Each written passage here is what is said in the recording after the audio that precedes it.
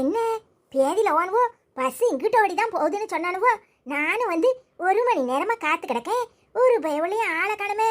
ஒருவேளை இந்த சின்ன பயவுலைய என்னத்தையாவது பொருளிய கிளப்பி விட்டுருக்குமோ? ரமேஷ் பேதான் வேண்டாத வேலைக்கு இப்படி சொன்னானோ? அதெப்படி அயோத்திக்கு போகுது பஸ், நீயும் போய் தரிசனம் பண்ணிட்டு வான்னு சொன்னானே.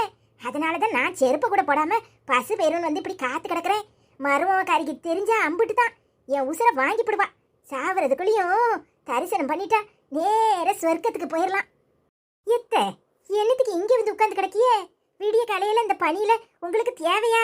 உங்க மருமகாரி பார்த்தானா கிளியா கிழிச்சு உப்பு வைக்க போறா. ஒழுங்கா வீட்டுக்கு போங்க. அறிவு கட்ட பார்வதி, நான் என்ன சும்மியா உட்காந்து கிடக்கேன்.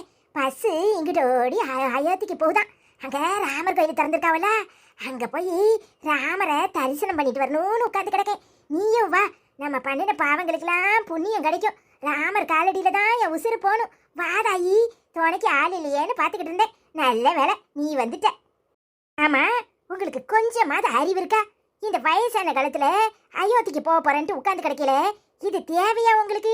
இந்த ஊர்ல உள்ள எல்லா கோயிலையும் பார்த்து கழிச்சிட்டீரோ? அங்க போறியே எங்கனையாவது உளுந்து கிழிந்து சாவதுக்கா?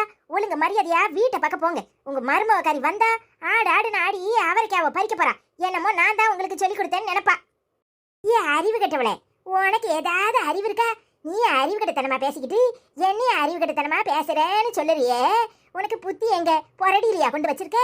உனக்கு கொஞ்சமாவது ஏதாவது இருக்கா?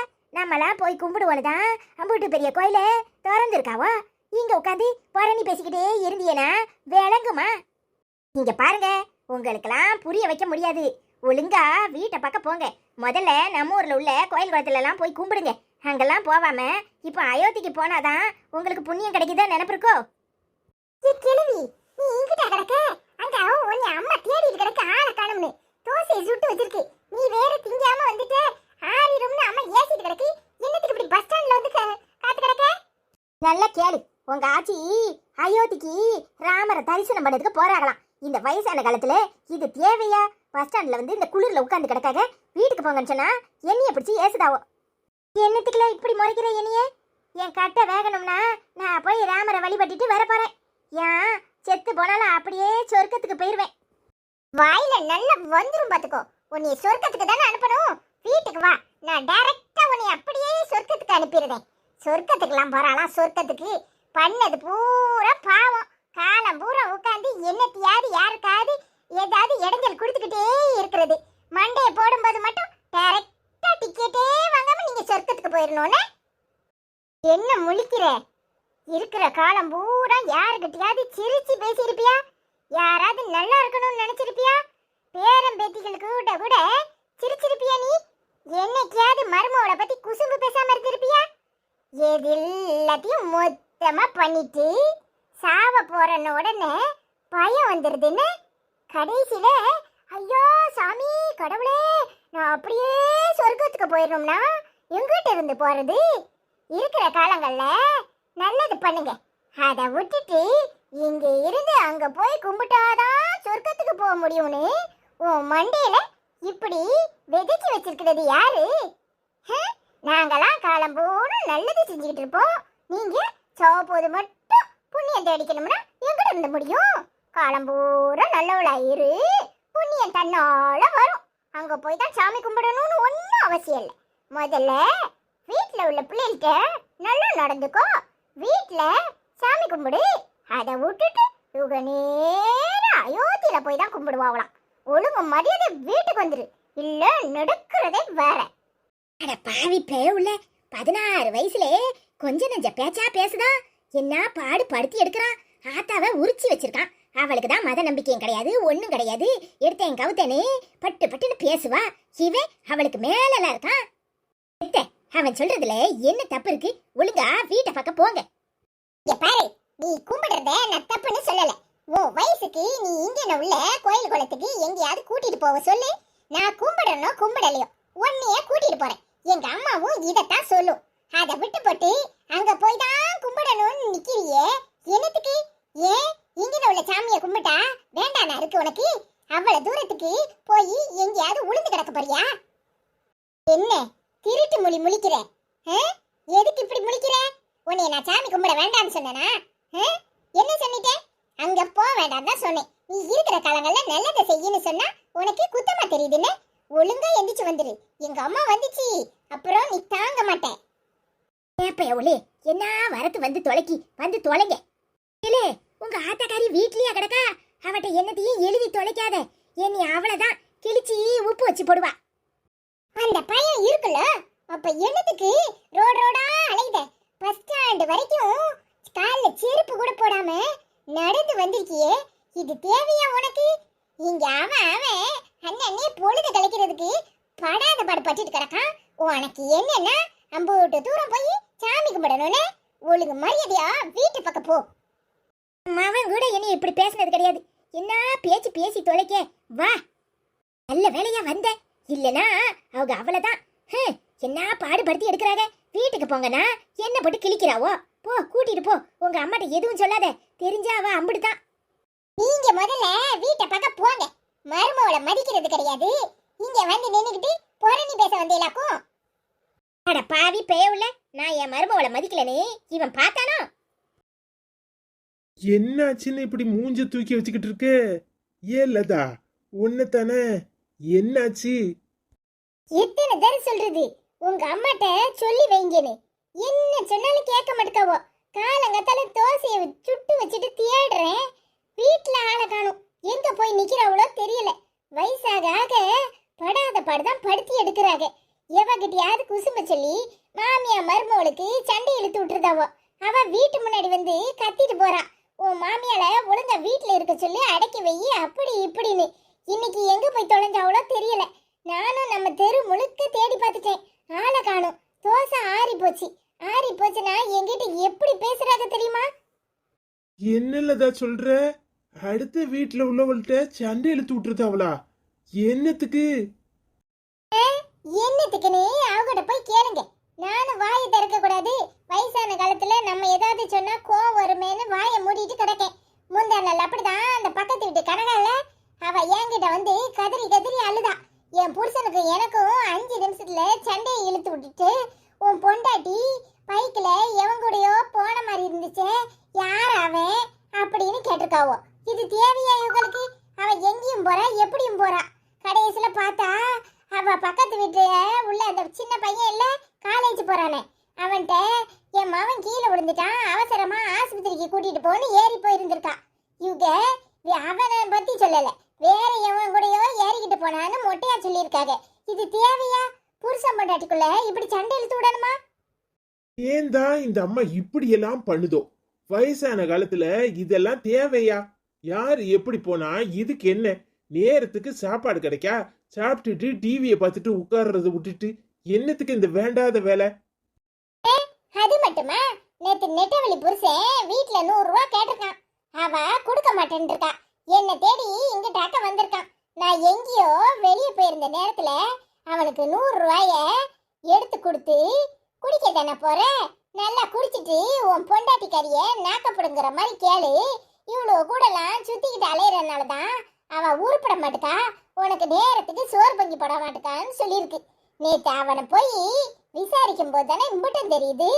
அவன் மொடா குடி குடிச்சிட்டு வந்துட்டு அவன் பொண்டாட்டி உங்க ஆத்தா இனிமே வீட்டுல இருக்க கூடாது, மரியாதை அவளை வீட்டை விட்டு வெளியே போ சொல்லுன்னு அந்த சின்ன பையன் முன்னாடி ஒளறி தொலைக்கான். இதெல்லாம் தேவையா? இனி என்னெல்லாம் பண்ண போறாவளோ தெரியல. அட பியாதி ரவா, என்னத்தையோ போட்டு கொடுத்துட்டுலாம் உட்காந்துருக்கா. இவன் ஆடலாம் ஆடுவான். 2 பேரும் வீட்டுல எல்லாம் இருக்காவோ. இந்த வந்துட்டாவல்ல, எங்க போயிட்டு வரிய? இங்க தோசையை சுட்டு வச்சுக்கிட்டு ஆளை காணுமேன்னு தேடிக்கிட்டு இருக்கேன். எங்க போனிய? எங்க போனவ நான் கேக்குற? உன் மாமியா ராமர் கோயிலுக்கு போறதுக்கு கிளம்பிக்கிட்டு போய் பஸ் ஸ்டாப்ல உட்கார்ந்துருந்தாவோ. அங்க இருந்து கூட்டிட்டு வரேன். இது என்ன புது கூத்தா இருக்கு? ராமர் கோயிலுக்கு போறீங்களா? என்னத்துக்கு அங்க? எதுக்கு நான் கேக்குறேன்? ராமர் கோயிலுக்கு போனாதான் சொர்க்கத்துக்கு போக முடியுமா? அதான் சொர்க்கத்துக்கு தானே. வீட்டுக்கு வா, உன்னை அப்படியே சொர்க்கத்துக்கு அனுப்பிடுதேன்னு கூட்டிட்டு வந்தேன். அடப்பையே உள்ள சொல்ல மாட்டேனே அம்புட்டையும் சொல்லிப்பட்டானே. இப்ப புருஷனும் பொண்டாட்டியும் நம்மளை போட்டு கொடன்னு கொடைஞ்சி எடுத்துருவாவுல. இப்ப என்னத்துக்கு என்னைய முறைக்கிற? நான் போனேன், பின் வீட்டு ரமேஷ்குமார் இல்ல, அவன் தான் சொன்னான் ராமர் கோயிலுக்கு எல்லாரையும் வேன்ல அழைச்சிட்டு போறாவுன்னு. ஏதோ பஸ் பிடிச்சி எல்லாரும் போறாவுன்னு. சரி அவ கூட நம்மளும் போயிட்டு வருவோமேன்னு போய் பஸ் ஸ்டாண்ட்ல உட்காந்துருந்தேன். பஸ்ஸையும் காணும் ஒன்னையும் காணும். அதான் வீட்டை பக்கம் வந்துட்டேன். ஏன் உனக்கு அங்க போனாதான் சொர்க்கத்துக்கு போக முடியுமாக்கும்?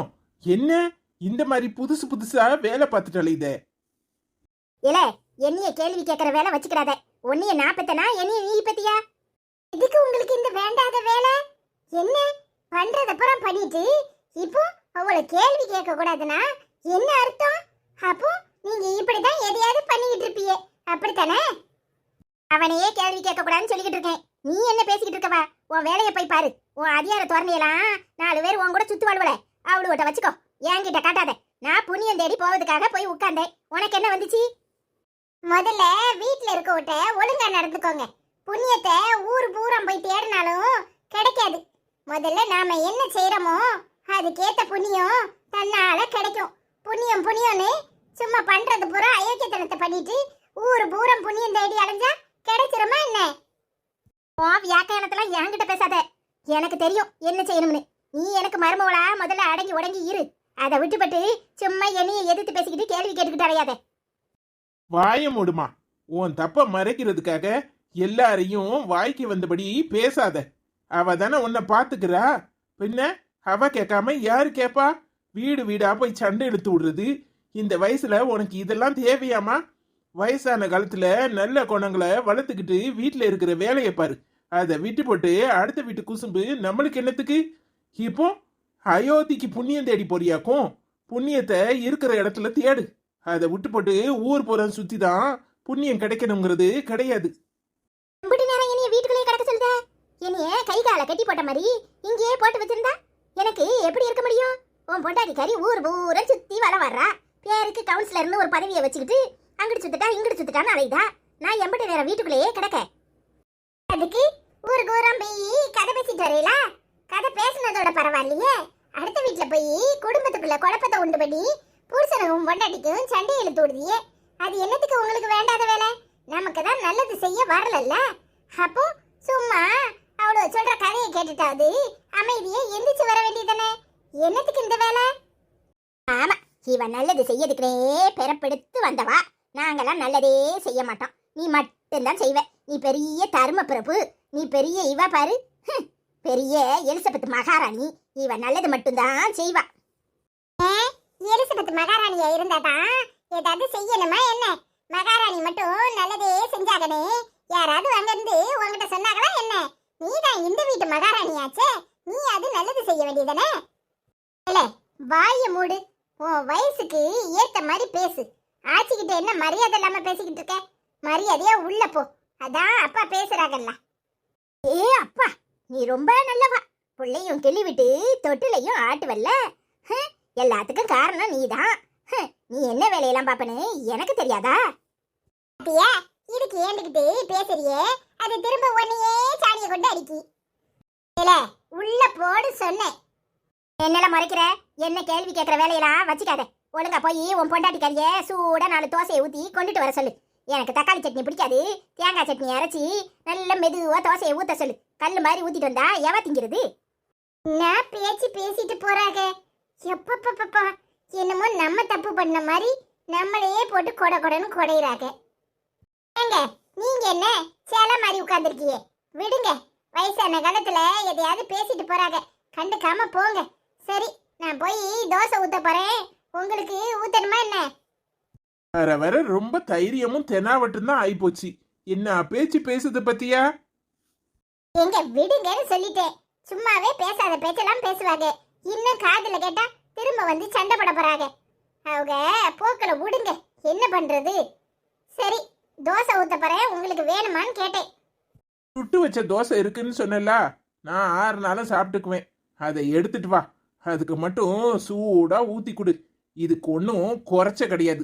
வயசான காலத்துலயும் நாக்குக்கு ருசியா திங்கணும். இப்படி தின்னுட்டு தான் வீடு வீடா போய் குசும்பு பேசிட்டு கிடக்கு.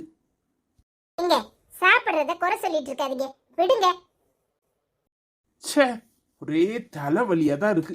சூடா ஒரு காஃபியை போட்டு எடுத்துட்டு வா. சரிங்க. ஹாய் ஃப்ரெண்ட்ஸ், எல்லாரும் எப்படி இருக்கீங்க? எங்க வீட்ல தினமும் இதே அக்க போறதான். நீங்க பெருசுபடுத்தாதீங்க. எல்லாரும் எப்படி இருக்கீங்க? அதான் மண்டை பூரா டென்ஷன் ஆகிப்போச்சு. சரி இப்படியே உட்காந்து கமெண்ட் சொல்லிடுவோன்னு உட்காந்தேன். நேற்று யாரெல்லாம் கமெண்ட் போட்டிருக்காங்கன்னு பார்ப்போம்.